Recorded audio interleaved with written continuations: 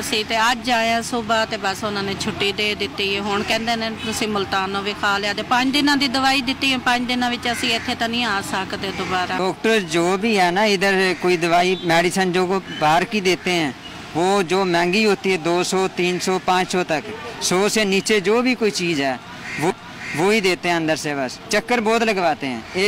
एक थोड़ी सी बात हो तो 6-7 चक्कर पहले हैं। बेड पे 2 मरीज आ रहे हैं।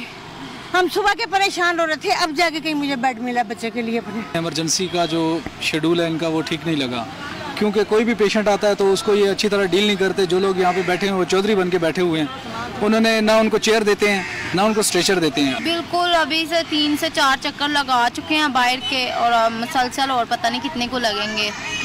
इमरजेंसी में है मेरी वालदा, अभी आई हैं तो उनकी कंडीशन ज़रा सीरियस ही है। बच्चा बीमार है, दिमाग में झटके बजते हैं तो जिगर का मैदा है, मैदे जख्म है तो खुराक दी नाली बंद दाखिल ही नहीं करते पे।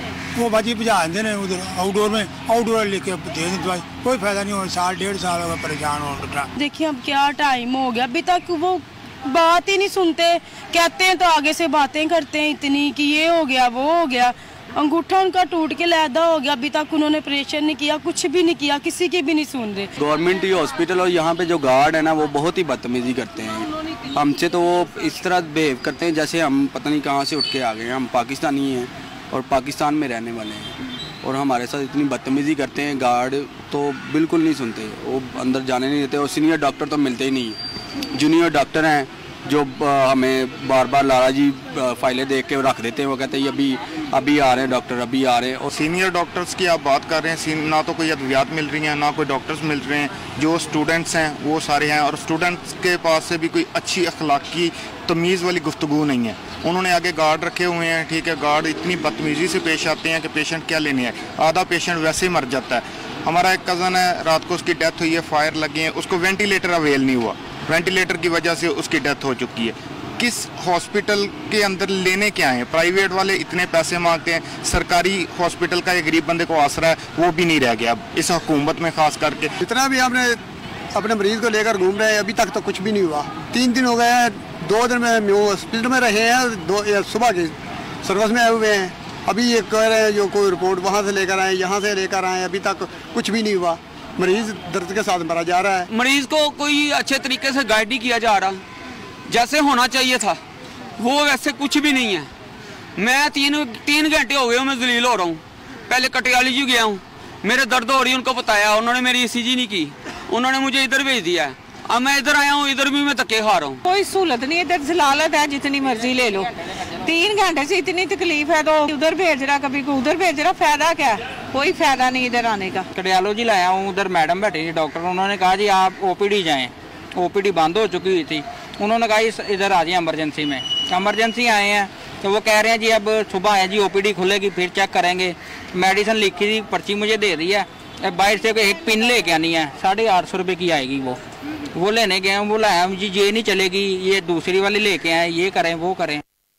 लाहौर के सरकारी अस्पतालों की हालत जार, वहां पर आवाम किस तरीके से रुल रही है, कितना ख्वार हो रही है, इसकी कुछ झलकियां हमने इस वक्त देखी। हमारे ब्यूरो चीफ लाहौर सलीम शेख इस वक्त हमारे साथ मौजूद हैं। सलीम शेख, बहुत बड़ी बहुत स्ट्रांग कमिटमेंट हुकूमत की थी हेल्थ केयर सिस्टम को बेहतर करने की, इंप्रूव करने की, बुनियादी सहूलत सेहत आम्मा के हवाले से फराहम करने की। हालात जू के तू हैं, कुछ बदला, कुछ बेहतरी या मजीद खराबी हुई है सिस्टम में? जी इमरान साहब, मैं आपको बताऊं कि सिस्टम कोई नहीं बदला, ना यहाँ पर जो लोगों का रवैया है वो बदला है।